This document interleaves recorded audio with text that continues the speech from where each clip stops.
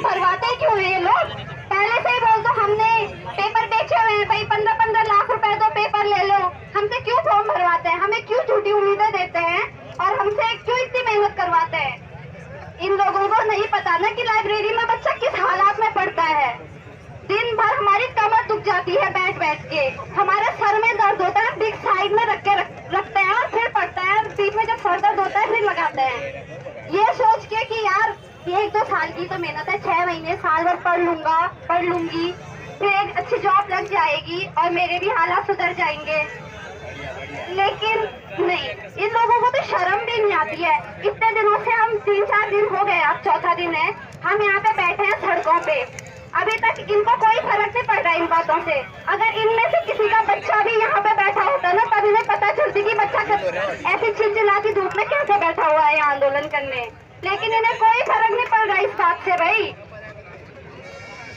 तो मैं बस ये बोलना चाहूंगी कि हमारे माँ बाप बहुत मेहनत करते हैं। हम कैसी परिस्थिति में पढ़ रहे हैं, हम कैसी परिस्थिति में यहाँ पे पढ़ाई करते हैं, रहते हैं।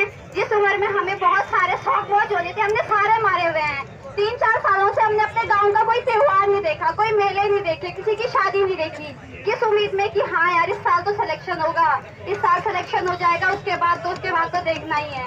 लेकिन नहीं, हमारे साथ अगर यही धोखा होगा, हमारा पेपर ऐसे ही लीक होगा, हमें तो फिर छोड़ देना चाहिए। और अगर हम छोड़ देंगे, हम ही तो कल का भविष्य, पढ़े लिखे युवा हम हैं, हम कल का भविष्य है। ये अनपढ़ नहीं जो यहाँ पे ऊपर गद्दियों पर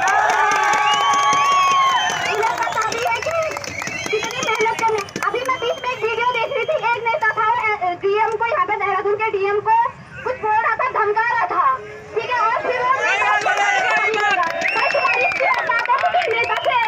एक अधिकारी से खुद को सॉरी बुलवा रहे हो। बता दिया डीएम कितनी मेहनत के बाद बने हैं, कितना पढ़ना पड़ता है, कितनी किताबें पढ़नी पड़ती हैं। हमारे उत्तराखंड के पेपर, एक ग्रुप सी का पेपर होता है, उसमें उत्तराखंड की इतनी किताबें, बलोदी, धामी, अजय रावत, BS नेगी, दीपक रावत, जाने कितनी किताबें हमें एक ही सब्जेक्ट की पढ़नी पड़ती है। तो सोचो डीएम बनने के लिए कितना पढ़ना पड़ता होगा। लेकिन नहीं, तुम तो नेता हो ना, तुम बने हुए हो, हम तुम्हारे उस पर चलेंगे। जब तक हमारी सरकार में ऐसे अनपढ़ लोग रहेंगे ना, हमारे देश का कुछ नहीं हो सकता, हमारे राज्य का कुछ नहीं हो सकता। तो इसी पेपर न्यूज में मैंने 2-4 लाइनें लिखी थी, मैं आपको सुनाना चाहूंगी। लाइनें क्या, एक फीलिंग्स है मेरी और हम सब बच्चों की। मुझे पता है सारे बच्चे, हम सब जो है सब मध्यम वर्गीय परिवार से ही आते हैं, वरना ग्रुप सी की तैयारी कोई क्यों ही करेगा? जिसके पास 15 लाख रुपए हो, क्यों ही, वो तो 15 लाख रुपए देके पेपर खरीद सकता है ना। और इनके पास 15